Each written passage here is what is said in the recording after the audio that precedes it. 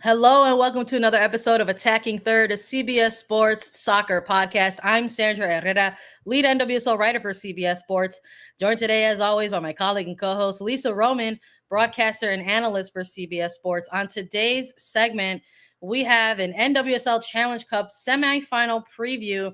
We've got a couple of big ones to get through for you all today. But first, a quick reminder. Follow us on Twitter for all news and updates at Attacking Third. We also have a TikTok and an Instagram now, so follow us across all three platforms at Attacking Third for highlights, cool graphics, breaking news, and so much more.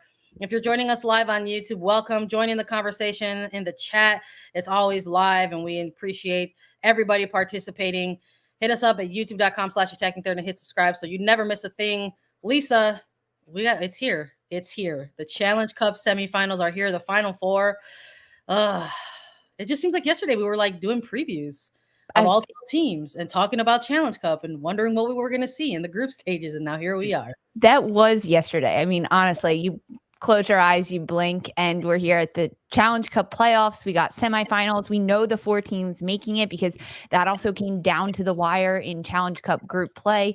Ultimately, we got our number 1 through number 3 seeds, the winners of each of the group regions, and then the number 4th seed sneaking in there as the best number 2 overall. So it was OL Reign at the top, Kansas City Current, and North Carolina Courage that each won their region. And then Washington Spirit, thanks to a little luck, some other play that happened in the Challenge Cup, they snuck through on a number of different tiebreaker situations. But we have our 4 teams. We have fields to play on because that was a whole thing that ultimately came into this. Every team has a field that they can compete on. Kickoffs are a little close together, but hey, that works. Each team has a field. There will be games played and ultimately a final at the end of it all. But we're here, Sandra. We did it. And we get a look at some of these teams against different competition. And some of them, just 2 of them, let's be honest, because some other teams already played each other. But I am really excited to talk about this because there's a lot to get into. Yep, it's going to be the first piece of hardware that any team can win this year in 2022 in terms of NWSL competition. For those of you who are, utilize your sports as a form of entertainment, sports entertainment, and you're maybe someone that says, gosh, I really want to get caught up on everything. I got to binge through the entire Challenge Cup before getting to these semifinals. Guess what? You can watch NWSL matches on Paramount Plus. So if you miss something, you can go back and rewatch a match. Or if you're really trying to buzz through everything, again, subscribe to youtube.com/attacking third, and you can check out extended Challenge Cup highlights on the channel, and you will fly through those quickly and get caught up on everything you may have missed leading up to the NWSL Challenge Cup semifinals on May 4th, kicking off very soon tomorrow if you're joining us live, which is why we told ourselves, Lisa, we were like, content planning, and we were thinking the best way to tackle this, and we said we got to go live. We got to join the people. We got to get hyped because it's tomorrow. It's already tomorrow. It's going to be, like you said, Lisa, it's going to have a little bit of overlap, but we're going to be keeping an eye on both games, and we're also going to join everyone with a recap as well. So we're going to make sure that you are up to date on everything. We also want to share a little bit of exciting news. This is also why we wanted to go live, to let everybody know the good news. For the NWSL Challenge Cup final on May 7th, there are going to be 2 finalists coming out of these semifinals. And we've got an exciting content update for you all. Saturday, May 7th, Attacking Third is going to host a Challenge Cup final live pregame show. It's going to be myself, Lisa, and NWSL analyst Lori Lindsay. It's going to take place 12:30 to 1 p.m. Eastern, 30 minutes before kickoff. It's going to be an exciting time. We had to bring the energy. We had to bring the hype. We were thinking about all kinds of ways to really sort of bring the content that we enjoy doing, that we enjoy sharing with everyone, and that you have all let us know that you enjoy. And I like the moments when we get the opportunity to go live, Lisa. I think it brings a layer of authenticity for us in terms of our reactions and how we're feeling. But Challenge Cup final right around the corner, just on right after the semifinal. So we're going from Wednesday, May 4th to Saturday, May 7th.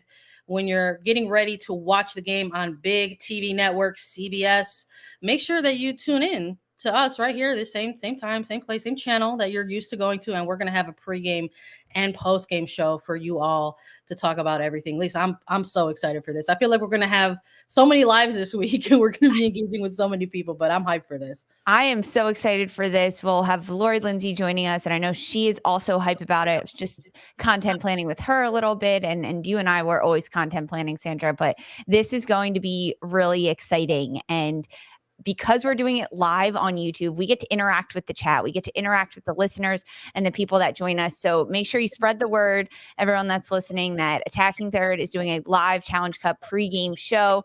All of your analysis, starting lineups. We're going to dive deep into both of the teams, the 30 minutes leading up to the Challenge Cup final. And then we'll do a live recap after that game as well. We are just going live left, right, and center here at Attacking Third. And I'm so happy about it. I love it. Less production work on the back end for me, I'm going to be honest. And I like interacting with the people in the chat, reading what you guys say. We get to pose questions to you in there. It's really fun. So thanks everyone for joining, and we'll see you Saturday. Well, we'll see you tomorrow night, Wednesday night, for Challenge Cup semifinal live recap. Saturday, 12:30 Eastern for a pregame show. And then Saturday after the final, we'll do a recap right here, all on Attacking Third YouTube. Basically, just be prepared for us to go live. Is what that was the energy when we were chatting a little bit earlier. Even earlier in the morning, we were just kind of like, we're just basically gonna be live nearly all this entire week. Let's just stay with this same energy moving forward, and I'm gonna do my best to do it. It's gonna be easy because these final four teams in the semifinals, there's a lot to be excited about with these two. We're going to start off with the number 1 top seed, OL Reign, versus number 4 Washington Spirit. Game is going to be kicking off at 8 p.m. Eastern on CBS Sports Network and Twitch for international viewers. Let's recap a little bit before we get into our picks, previews of this. Lisa, there was some stadium logistics drama that came into place ahead of the semifinals actually getting, finalized and getting a little bit more clarity. Maybe, let's say, leading up into that final group match week, there was some concerns about where the possibility of the top seeded semifinal can take place because of the narrow table in the West, and even a little bit of looking at the narrow table in the region. But in terms of facilities having multiple dates booked for events. For example, we're joining everybody live today. We're talking about what could happen tomorrow, and one of those things is a Champions League, a CONCACAF Champions League match. It's going to be taking place in Lumen Field between Seattle Sounders and Pumas Unam. And it's a big matchup, and it was marked on this calendar, and it was immediately made unavailable for OL Reign to be able to try to host their home field advantage in Lumen Field because it's a facility that they share not only with the Sounders but also the Seattle Seahawks. So a little bit of a scurry took place in terms of ironing out some logistics, and it's unfortunate because the concept of home field advantage isn't quite what the Reign are going to be having in this semifinal. They're going to be playing it essentially on the road. And there was a temporary plan in place to have this match at Segra Field. And then a third adjustment was made and finally announced that the match will actually be taking place at Audi Field. It was something that we were trying to keep our eyes on so that we can make sure that we had the right information. But now it's OL Reign number 1, but on the road against Washington Spirit. There's some things here that doesn't necessarily feel more glass half full for me. I think there's going to be a little bit more challenges here within this semifinal for a team like the Reign going up against the Spirit. And it has to, because the number 1 seed that is OL Reign, they really lose all of the advantages of having the number 1 seed. You usually play against what would be assumed to be the weakest team because number 1 goes against number 4 and you have home field advantage. You don't have to travel. There's all these things that come into play, and none of that is a factor, honestly, because OL Reign just played Washington Spirit. The two just played each other last weekend in the regular season. OL Reign, from my understanding, has been on the East Coast in Washington, D.C. since the day before their last match, which is last weekend. That is a lot of time to be living in a hotel and eating food that is provided to you by a team, not being able to go to a grocery store, buy the snacks that you like, and sleep in your own bed, and be with your dog and be with your significant others and your roommates that you live with. It's just a whole different atmosphere that now gives Washington the upper hand as they head into this match. But we have to talk about it because they have a field. They're playing at Audi Field, which is a much better field than Segra Field in Leesburg, Virginia. So that's a really big positive. Both of these teams are familiar with Audi as they both just played there a few days ago, and they've played there in the past. So at least the field conditions, the stadium, all of that will be top notch. The game being at 8 o'clock Eastern on CBS Sports Network, that will be really good and really entertaining. But this also allows for the crossover that's happening with an 8 o'clock game, and which should have been a 10 o'clock game is now 8 and 8:30 kickoff times, which makes viewing them a little bit trickier. But we'll do it. We can handle it. We got multiple screens. Yeah, it's not something that we're unfamiliar with, quite frankly, as we've seen some overlap before in terms of kickoff happening for the regular season in the past, and quite frankly, already to start the 2022 season. But now that we've chatted a little bit about stadium logistics and the concept of what is a home field advantage or lack thereof, let's talk a little bit about the soccer between these two teams and what they could present to each other on this Challenge Cup semifinal. When we're maybe to sort of transition a little bit, perhaps one of the only, if perhaps the only silver lining within all of this was to get this OL side to the East Coast and have them settled in as quickly as possible, because these changes sort of felt like they were happening pretty rapid fire. And then all of a sudden it was confirmed, gonna stay out here in the East Coast to have both your Challenge Cup semifinal and your regular season opener. So we have a match to actually go off of between these two teams in 2022 ahead of this Challenge Cup semifinal. They kicked off their regular season facing each other. And listen, when we recap that match for our show this week, Lisa, we felt it was one of the better matches of the weekend. And I am just excited that we're already going to get a chance to see these two teams go head to head again this soon in 2022. When we saw that these two teams were shook out to be two of the final four in the semifinalists, we were already thinking playoff preview, right? Like there's a potential to see these teams not only go head to head in the regular season, because you got one and you got one away based on how the regular schedule is, but the potential for the table to shake out perhaps similarly as it did in 2021, where these teams face each other down the stretch in a playoff game. So there's a lot here, I think, between these two teams. Even just if we're looking at this recent game that took place on May 1st, a 2-1 win going to Washington Spirit at Audi Field.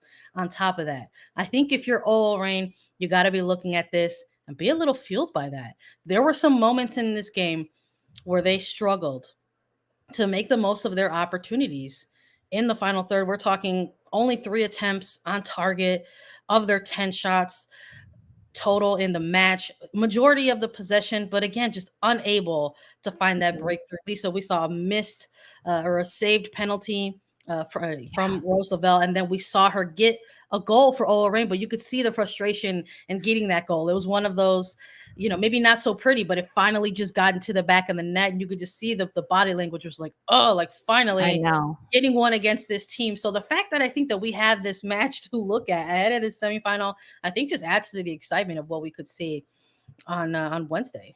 It completely does, because both teams already had a chance to face each other, to play, at Audi Field, but against the competition in preparation for this. And it's a quick turnaround from Sunday to Wednesday. And both of these sides are also hopeful to play again on Saturday in the Challenge Cup final.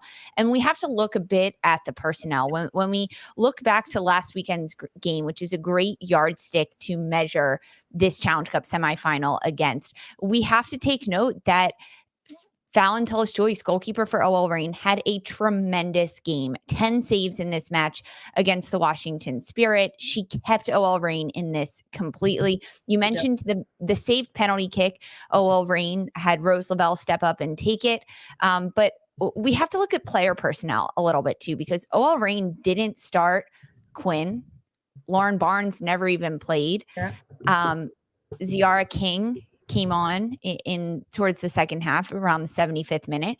So these are players that if I'm looking at the rotation that Laura Harvey put out on Sunday, she sat some of her players that get a lot of experience and are huge impact players in these types of matches. I'm specifically looking at Quinn, Barnes, and King because these three players are so instrumental. I would be shocked if they don't get the start this weekend. We saw Bethany Balser have a really tremendous game for OL Reign in the front line. Jess Fishlock got the start, and then along the back line, it was Huerta and Cook who I imagine we will see again in the semifinal for the Challenge Cup. But a little bit of rotation there and player minute management coming from Laura Harvey on this side. We saw the same thing from Chris Ward and the Washington Spirit. No Andy Sullivan. She was not listed on the roster and she did not play at this time and of this recording of this YouTube live.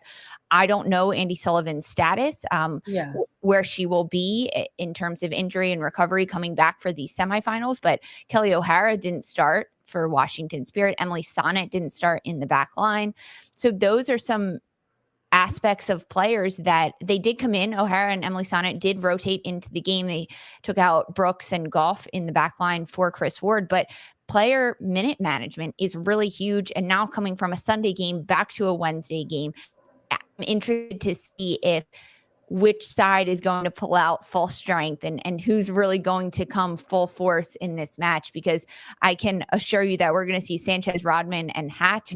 They're going to be lethal up top for Washington Spirit. I think Bethany Balser has a lot that she wants to prove in this match, get back to a Challenge Cup final, see if OL Reign can bring home that final.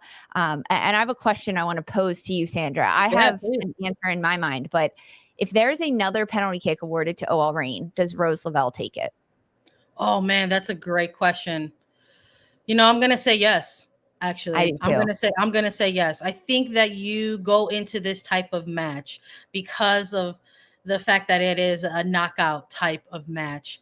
You obviously have that game plan going in. I'm sure Laura Harvey and the squad are going to have a list of penalty kick takers in terms of scenarios that might come up during regulation, or should it come down to something like penalty kicks between these two teams. But I think coming out of that regular season match and then having Roosevelt step up and convert that penalty kick and then having it saved, you could see the frustration and maybe perhaps it wasn't the best or well taken penalty. So I think they already have had those conversations. I think they have already had those scenarios in play. We saw it happen in the regular season. So I think, yes, I think she is still the one that you asked to step up. I agree. And take this penalty. I agree. And knowing Rose Lavelle, she's the type of player that is like, I want to take the next one. Nope. Yeah. I want to get it back. I want to try again. She is going to bury it as well if she gets awarded another penalty kick. So we'll see kind of what happens. This is definitely one of the most anticipated games to see, kind of compare and contrast from the regular season match that just happened last weekend to the Cup semifinal taking place on Wednesday. Let's maybe chat a little bit of the Spirit side of things. We've been talking a little bit and focusing on the Reign and head coach Laura Harvey and what we think we might see from this OL side. When it comes to the Spirit, though, they are the away team, but they are absolutely going to have a home field advantage here. They've had some success at Audi Field. It is a place where we have seen them play and thrive. And now they're going to get a chance to do this against OL Reign once more, but in a knockout round capacity. I'm looking at this Spirit side, and we saw them perhaps get off to what could be considered a slow start for this team in Challenge Cup, picking up a couple draws, but then ultimately closing out, going undefeated, and then going ahead and earning some wins within there.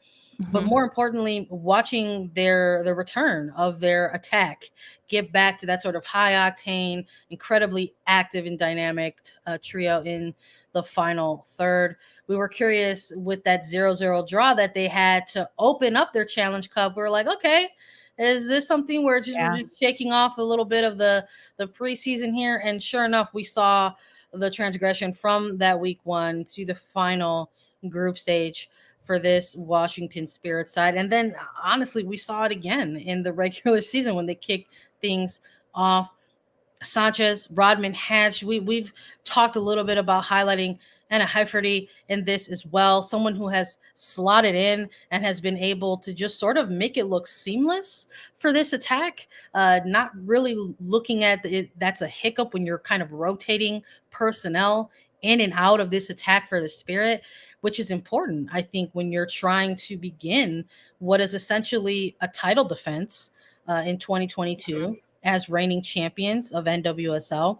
And if you have the depth on the bench to sort of show, hey, we're going to make another run, that is incredibly impressive. And we chatted a little bit about Hefferty going from, we're being utilized initially further back at the fullback position and now being slotted up higher. I mean, this is a player that was among the top 5 and led the players in chances created with 5 in this regular season match for the Washington Spirit against OL Reign. And then obviously seeing a player like Ashley Sanchez just being ridiculous this year, doing a madness out on the pitch. It feels like every other game. I mean, they leave little doubt, Lisa. They leave little doubt that they are the attack in NWSL to look at and say, that's a threat. And I They think are. see something again in the semifinal from them. I think we will as well. I mean, when you look at some of the stats out of the Challenge Cup, 12 goals were scored by Washington Spirit. They allowed 7, but when you look at OL Reign and their very lethal attack, 11 goals were scored by OL Reign in that attack. But Washington Spirit, they are just so good. And the scary part is they're getting better every single game. They really are, because they're understanding their opponents a little bit better. They're growing with confidence. I mean, Trinity Rodman, Ashley Sanchez, they look fearless when they are playing soccer. They are driving at defenders. They're taking chances. They're being creative with their opportunities, which you don't see a lot of young players do. I think when we look back to the 2021 season, specifically for Rodman, who ended up being the Rookie of the Year in the NWSL, she was always good and she was always talented, but it was almost conservative in her play and how she was doing. She knew what worked well and she was going to continue to do that. This season so far, in the 6 games we've seen in the Challenge Cup and the one for the regular season, Trinity Rodman is trying different things. She's not afraid to take on a defender and go end line to send crosses in, or cut inside, or looking to get assists and be really creative in that attack. And it's difficult for opponents to defend against Rodman, Sanchez, and Hatch because their movement up top. We throw in Anna Helferty as well into that mix. They are interchanging with each other. They're dropping back, receiving the ball at their feet, having their teammates run off their shoulder. It's just such a variety of attack that makes it really difficult. This matchup is going to be so impressive and so good to see, because now there's a little bit more on the line. In the regular season match, it was just 3 points in the regular season on the line. This one, there is a trophy on the line. There is money on the line for this one. There's a Challenge Cup final on the line. Yeah, absolutely. I know in terms of how the scheduling got mapped out this year with some of the overlap between Challenge Cup and now the regular season. There's a little bit of discourse in that. The planning around it, questionable, I think, at best. I think is probably putting it politely. We chatted a little bit about that before too, Lisa, when we were previewing both the Challenge Cup schedule and the regular season schedule. This concept of overlap is not unfamiliar when we're looking at competition globally. There are cup competitions that take place alongside a regular season throughout women's soccer across the world. However, this is the first time in NWSL competition where there is some overlap here. And also, there's some different little bit of planning with those cup competitions. They don't typically overlap in a way where you have to potentially reschedule some regular season fixtures. So I think there's obviously some understandable discourse in that as well. So we're gonna have a little bit more clarity, I think, in terms of how the regular season will be impacted based on the results of these semifinals. But in terms of the long march or the long grind of a season and what a team wants to try to accomplish in terms of defining their own success, this is the first one. Yeah. It starts with the Challenge Cup. It is the first title that a team can win when they're looking at the calendar year for the Challenge Cup. And it just sort of feels like a little bit, perhaps, of some foreshadowing or maybe a little bit of destiny here that these two teams are getting a crack at each other this early in the year for a spot in the Challenge Cup semifinal. We're going to be keeping an eye on it. Once again, 8 p.m. Eastern on CBS Sports Network. Make sure, everybody, that you all tune in. We have another semifinal to preview for you all. It's going to be Kansas City Current versus North Carolina Courage. We're going to get into that soon. But first, Lisa, before we get into that, I got to ask you, let's get a pick for this game. Who are you picking and why in OL Reign and Washington Spirit? So Washington just won 2-1 over OL Reign. The missed penalty kick with Rose Lavelle. There's so many different factors that come into this. I think OL Reign is pissed. I think Laura Harvey is upset with that loss, knows that her team can do better. This decision is incredibly hard. I honestly think it's going to be a draw and go into penalty kicks, but I think OL Reign is going to win. OL Reign comes out on top. Well, what do you have, Sandra? What are you thinking? Listen, I love that pick. I love going to penalty kicks. Drama. When you're neutral, penalty kicks is amazing. When you're invested, it's like the biggest tummy ache in the world. I don't have it going to penalty kicks between these two teams, but I am looking at OL Reign, and I'm thinking that they are of the same mentality that you just mentioned, that there's a lot there in that regular season opener between the two of them that they have to go off of. There's a lot of footage there. I'm looking at individual matchups as well in this one. I can imagine that Sofia Huerta is looking at some of that highlight footage where Trinity Rodman was giving her fits out on the flank. I'm looking at Rose Lavelle and maybe the fact that she, missed out on converting that penalty opportunity. I'm looking at somebody like a Jess Fishlock, who's the reigning MVP, and how she's going to grab this team by the scruff of the neck and see what they can do against this Spirit side. I like OL Reign's chances in this one. But that being said, I'm going to go with Washington Spirit. I just think there's too much there in the attack. I think that we saw something incredibly special happening in this regular season matchup. I think the back line in Washington Spirit was actually the more underrated star of that regular season match. The attention always goes on the attack. And you know us, Lisa, we like to talk about defenders on this show. We love a good defense, but I am high on Aubrey Kingsbury. I am high on Sam Staub because this is a defense that can play out of the back and connect with their attack. I'm going with Spirit in this one, but I think it's going to be taken care of in regulation and it's going to be narrow. That's the type of drama we're going to get. So you're going OL Reign, I'm going Spirit. We'll see who's correct. We're going to talk about it live for everybody, and we're going to give you another pick in the next semifinal right after a quick break. This is your captain. Our mission, to seek out new life, push the boundaries of what is known and what is possible. I'm standing on the surface of a comet. No one can know the future. One can only follow one's instincts. This crew can do anything. Let's show them what you got.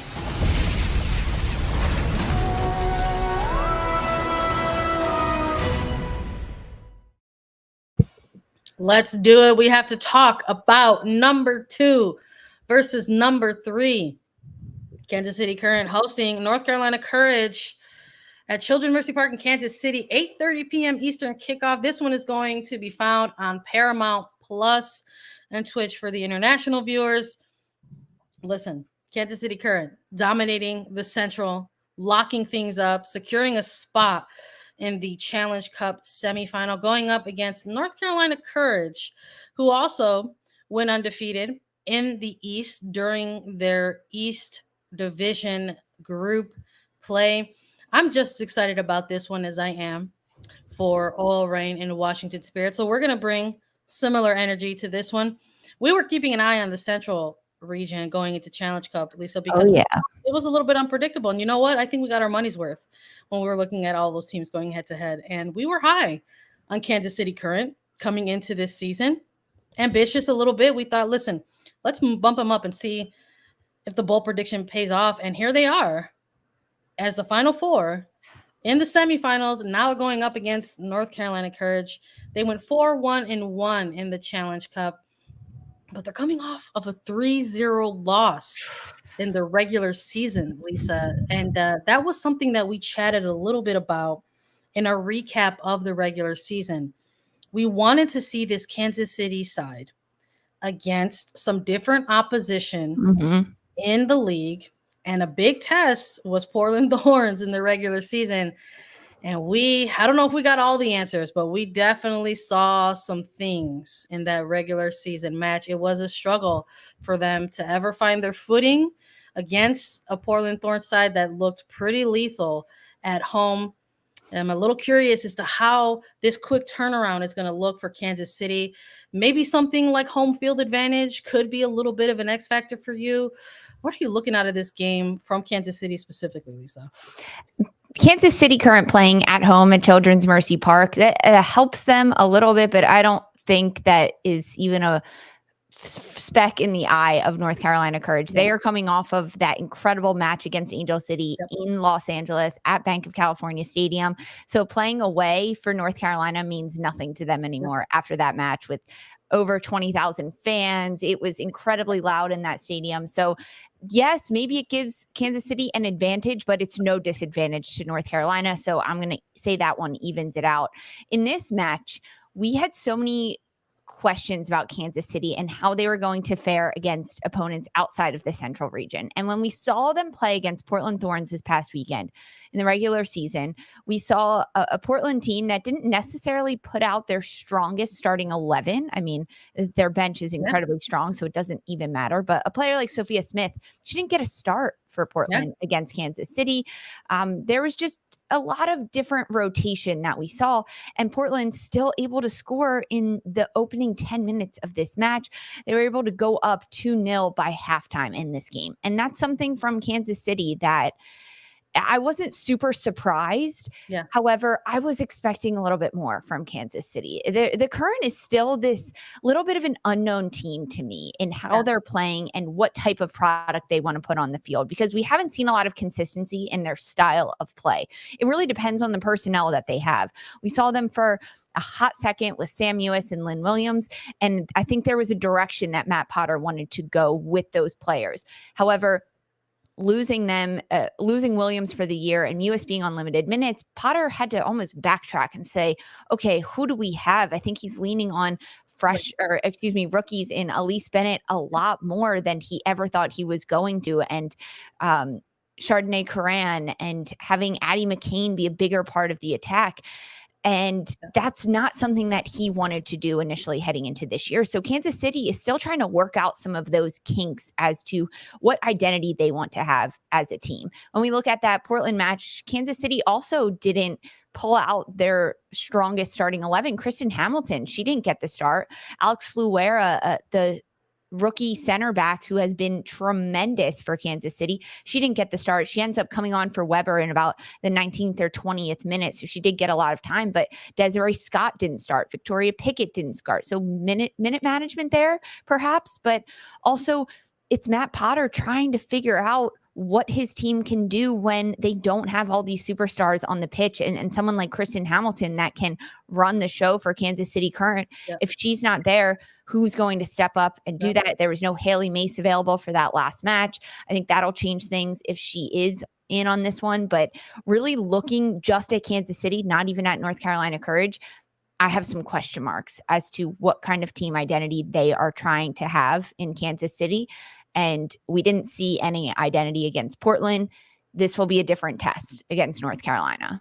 I'm with you 100%. I wanted to see the translation from Challenge Cup into the regular season for this Kansas City side and chalk it up to, certain personnel who were unavailable for that match, Mhm. or, having the heavy travel, going all the way to the West Coast and the Pacific, facing off against the Thorns in the Pacific Northwest, or, knowing in the back of your mind that you do have a quick turnaround, that you have a Challenge Cup semifinal to prepare for. And then, like we've mentioned already before, us doing this live, we don't have the access to the ability reports as of this moment. We'll know a little later who exactly will be available in terms of personnel for either teams here. But I'm in agreement with you. Having Mhm. somebody like a Haley Mace back involved with this team can shake things up or change things a little bit. I think that you and I both rate the young rookie and Elise Bennett. We were very impressed with her Challenge Cup play and the fact that she was getting more minutes. It was an opportunity, right? Unfortunately, when a player like Lynn Williams goes down, that does ultimately mean there's an opportunity there for somebody else to come in and potentially make an impact. And we saw a player like this grow over the course of the matches that she was playing in during Challenge Cup. Excellent off the ball movement, kind of giving the assist to the assist, and then ending out her Challenge Cup with an assist of her own on the actual score sheet. Mhm. So great piece there to grow with, right?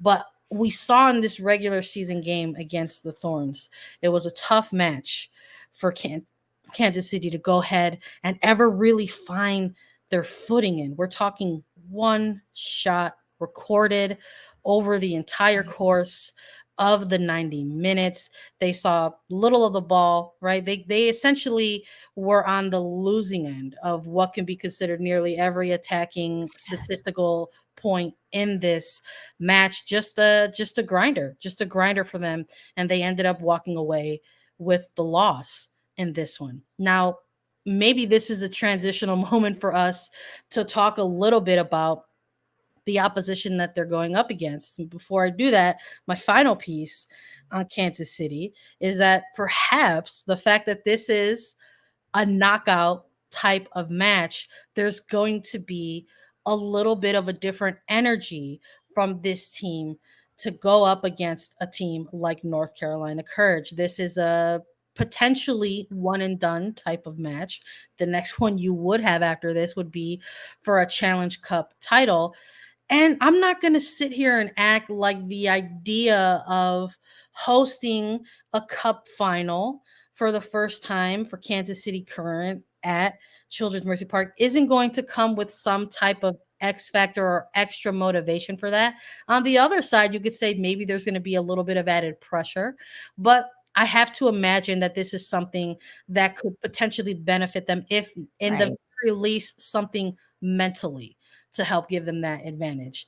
But for North Carolina Courage, I'm in 100% agreement with you that something like going on the road and participating in a cup tournament match like this, something that is a knockout round scenario, this is not something that they're going to be intimidated by. When we're looking at the North Carolina Courage and seeing the regular season match that they came off of, it's you're looking at the numbers in between that game, and it's almost like you can't believe that at some point they didn't walk away with at least a result. So a very exciting game for a team like Angel City to come out and make history. But during the actual soccer that was being played in this match, you saw North Carolina Courage gunning. They were going and going and going and going and going. We thought for a second that they were going to play spoiler. So I am not in the least bit concerned thinking that North Carolina Courage are going to be intimidated by having Right. to play a knockout game on the road in Kansas City. I think the personnel that they have on their roster are filled with a really good mix of veteran players who have experience in these type of situations, alongside folding in some newer faces. Mhm. They have found themselves in this scenario before, and I just think that there's enough there for them to go on the road and get the job done, especially when you have players who are new to this mix. They want to impress. They want to sort of make that impact and contribute to this sort of winning culture that has become common in North Carolina. So whether it's an Abby Urseg who's captaining the team in the center back position to somebody new like a Caroline, their new Brazilian international, they're going to want to go out there and compete. Exactly. I'm really excited for this matchup as well. Me too, exactly. And as we discussed, it's not really a matter of location for North Carolina. One thing I mentioned about Kansas City Current is that they're still looking for that soccer identity as to what type of team they are going to be week in and week out in the NWSL. That is a question that has been answered by Sean Nahas and North Carolina Courage. They are not in a rebuild. They are a powerful team. They can run the box midfield despite losing a lot of their attacking forward power. They have found the answers, and other players have stepped up in order to score and be really lethal in that attack. Dabinia has found herself in those great situations. Jaylene Daniels has also found herself in really good attacking moments. When we look at the last match that North Carolina played against Angel City, we saw 2 starts from rookies in Gray and Berkeley that perhaps Sean Nahas was saying, let's give these young players a start in a really big match and see what we can throw at them. Interesting decision in that type of match. But now moving forward, Gray and Berkeley are fine. They are going to do great anytime they are thrown into that type of situation. And because he gave them a start in that type of match, it now deepens his bench as to who can be important parts of this attack and of this team that can contribute. When you have Brianna Pinto coming off the bench and Deanna Ordonez coming off the bench to contribute, those are huge, huge factors. We're also seeing a lot of chemistry and relationship growth between the 2 Brazilian internationals, Dabinia and Caroline, because their time playing together, every training, every minute they play together on the pitch, that relationship is strengthening. And when they get in this groove, which we saw throughout that Angel City match, of understanding just so well where the other one is, they just gravitate towards each other on the pitch, and the rest of the team lets them do that and lets them run those pockets of space. And the more we see that, the more dangerous that is going to be. And when I see that partnership between Dabinia and Caroline, how it stacks up against Kansas City, I believe Kansas City is going to have a difficult time defending against those 2 Brazilian internationals, and the movement they create and the pockets that they find on the pitch and their off-ball movement to then create the quick ball movement, one-touch passes to get in and around and behind. It's incredibly dangerous and incredibly, incredibly lethal. Not to mention when you have Matthias and Daniels on the outside back pushing forward, it's going to unbalance Kansas City. It's just a matter of how quickly North Carolina can do that and how often they can do that to get those man-up opportunities and those 2v1s, especially on the flank. Oh, I'm with you 100%. That is the area in which I'm going to be keeping an eye on when it comes to this match. I'm going to be keeping my eyes out wide. I'm going to be keeping my eyes out up on the flank, who's attacking there. And again, availability reports are going to come into play. We've seen a little bit of interchange here. We've seen differences in personnel utilized from Sean Nahas across some of these group stage matches already, and obviously in the regular season fixture against Angel City, having to utilize different players as well. Both Pickett, Carson, and Kiki navigating some things right now. Players that we did see unavailable at one point. We will see if they're available for this semifinal. I hopped into North Carolina Courage and their media availability. Sean Nahas just saying this is something that he talks with his players and just checks in with them.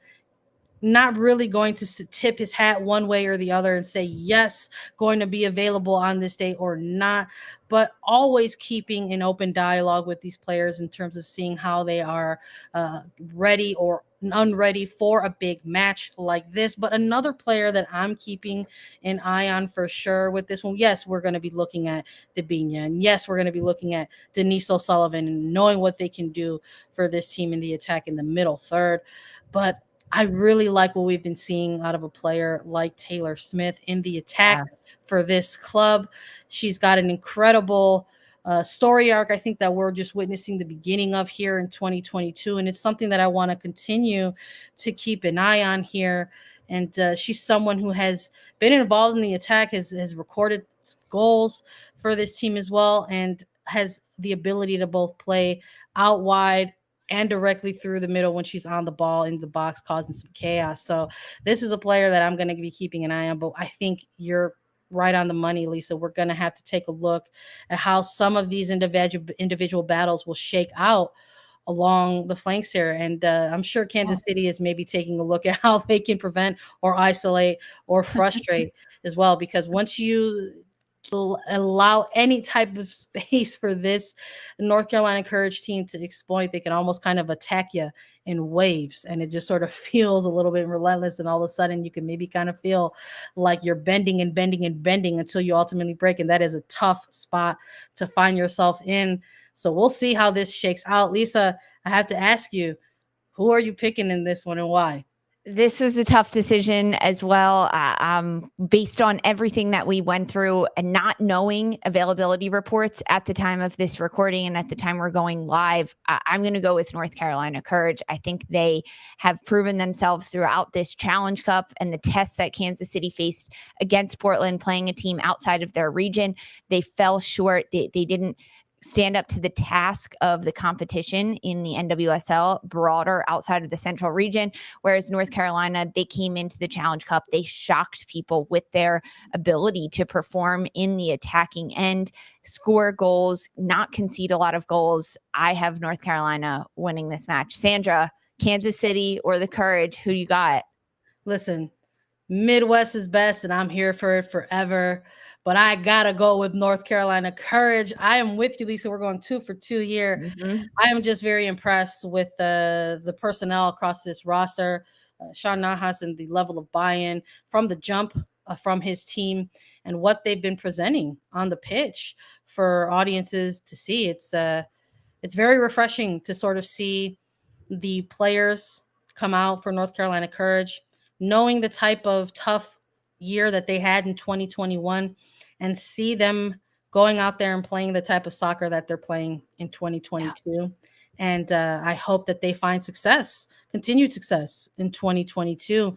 And because of all of what we've been seeing from them so far, I am also going with North Carolina Courage in this one. And I would love to see this one also taken care of in regulation. Me too. I'm going to say this one's going to end 2-0 in this one. I'm going a clean sheet as well. We'll see what happens. I know we're going to talk about it once it concludes, but 2 for 2. We'll see if we're both right, Lisa, come the recap on this one. A reminder for everyone, we're going to have a live pregame show on May 7th for the NWSL Challenge Cup Final, 12:30 to 1 p.m. Eastern. We're going to be with Lori Lindsay to pregame and postgame recap the Challenge Cup Final for you all. Thank you all for joining us today on the preview of the Challenge Cup Semifinal. Thank you so much for listening to Attacking Third as always. Follow us on Twitter and now on TikTok and Instagram for so much more. We're on Apple Podcasts, Spotify, Stitcher, and anywhere you listen to your podcast shows. We're also available as video. Subscribe to us at youtube.com/attacking-third. If you have any questions for us, I'm going to let you know how you can get them answered. If you head on over to Apple Podcasts and you leave us a 5-star review with a rating, Lisa and I will answer your question during a mailbag segment. And we will be back Wednesday following the Challenge Cup semifinals with a live recap. For Sandra Herrera and Lisa Roman, this was Attacking Third.